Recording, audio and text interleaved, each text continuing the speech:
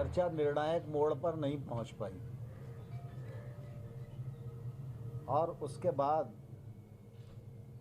Union और सरकार दोनों ने मिलकर ये तय किया कि 19 जनवरी को दोपहर 12 बजे पुनः चर्चा करेंगे। मुझे आशा है कि जो चर्चा आज हुई है, यूनियंस उस चर्चा को आगे बढ़ाने का प्रयत्न करेंगी। हमने उनको ये भी कहा है कि वो चाहें तो अपने बीच में एक अनौपचारिक समूह बना लें, जो लोग ठीक प्रकार से कानून पर बात कर सकते हैं। सरकार से उनकी अपेक्षा क्या है, कानून में किसानों के प्रतिकूल क्या आता है, इस पर डिस्कस करके वो कुछ मसौदा बना के अगर सरकार को दें तो सरकार उस पर खुले मन से विचार करने को तैयार है। जहाँ तक सरकार की समझ का सवाल है, सरकार ने विभिन्न दौरों में किसान यूनियन की जो बातचीत हुई है उसमें बहुत सारी उनकी जो शंकाएं हैं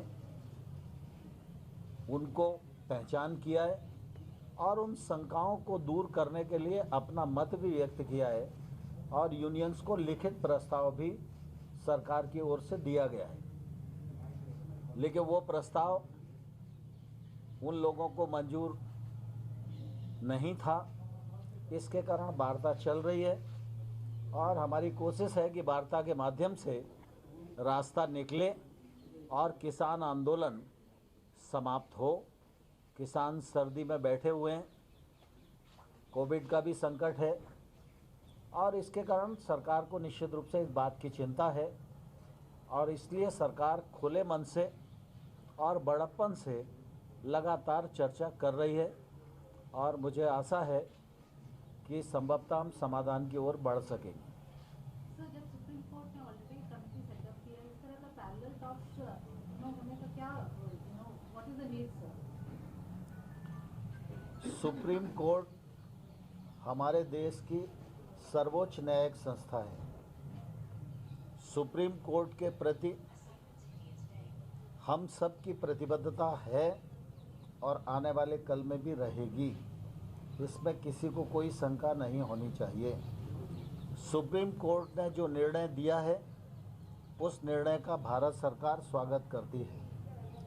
सुप्रीम कोर्ट ने जो कमेटी मध्यस्थता के लिए और सुनने के लिए बनाई है, वह कमेटी जब भारत सरकार को बुलाएगी तो हम उस कमेटी के समक्ष भी अपना पक्ष प्रस्तुत करेंगे और अपनी बात निश्चित रूप से रखेंगे। लेकिन किसान चूँकि सरकार से वार्तारत थे और इसलिए आज की तारीख तय थी, तो हम लोगों ने किसान यूनियन को पूछा, उन्होंने कहा हम वार्ता के लिए आना चाहते हैं, तो हमने कहा कि आप ज़रूर आइए।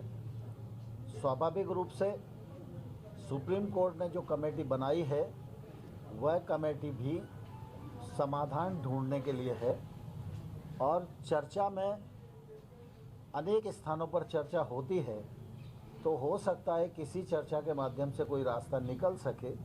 इसलिए भारत सरकार ने किसानों से आज पूछा, उन्होंने कहा कि नहीं हम चर्चा करना चाहते हैं और आगे भी चर्चा को हम जारी रखना चाहते हैं, तो इसलिए उन्होंने 29 तारीख दी, हमने उस पर अपनी रजामंदी दी।